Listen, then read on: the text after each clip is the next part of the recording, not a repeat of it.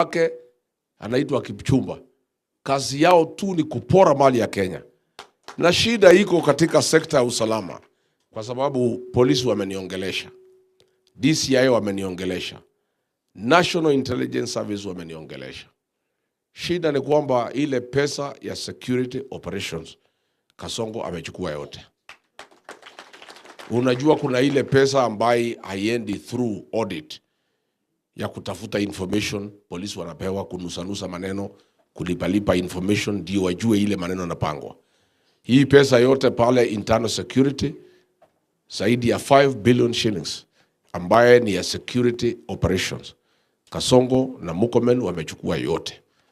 There is no money available to security agencies waweze kuwa na intelligence ya kujua nini napangwa.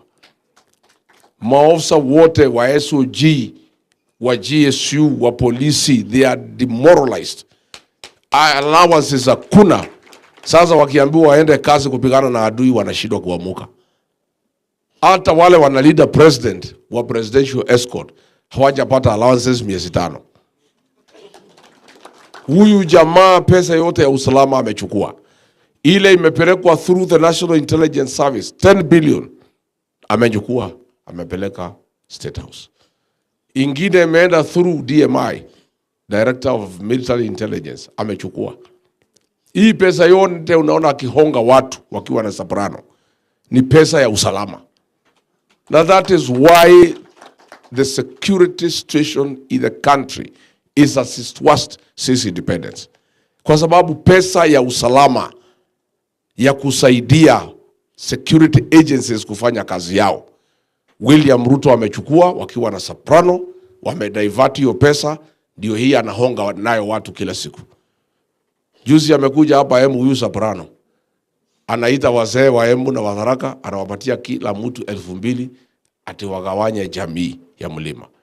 Wazee wanauliza, tangu zamani kazi ya wazee ni kuleta watu pamoja.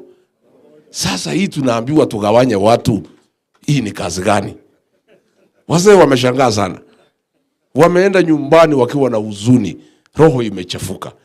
Ati mtu najiita deputy president ambaye ni Bonoko hajachaguliwa na mtu yeyote. Ama nyinyi mlichagua hii soprano? Mnajua Mungu ana haja na Sasa anapea wazee 2,000. Wazee, rais amenituma mtusaidie kugawanya mlima.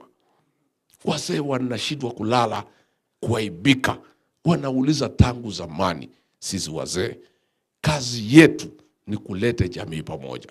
Hii tunatumwa na soprano tukagawanye, tutaanzia wapi? Wazee wamenitumania, wameniambia tutaki hiyo ujinga. Sasa pale Isiolo, the government has abandoned the people of Isiolo. They are on their own. Wako peke yao.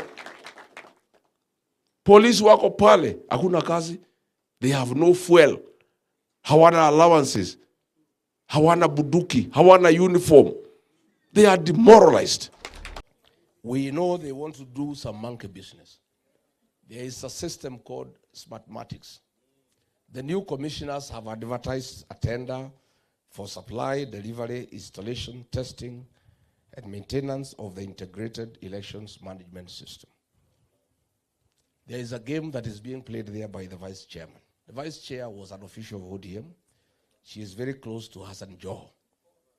Her and the chairman and Joho have come up with a company called Meru System Company Limited from Korea. Yeah? Meru, M-I-R-U, System Company Limited from Korea. They made specs for this tender, tailor-made for this company. You know the way you make specs so that no other company can win. All the other competitors have gone to the Procurement Appeals Board. This company is from South Korea. And in all the elections it has participated, there was failure. 70%, 40%. I'll be giving all the details tomorrow to say we cannot accept this company. It's being pushed by the vice chair of IBC together with Ethicon.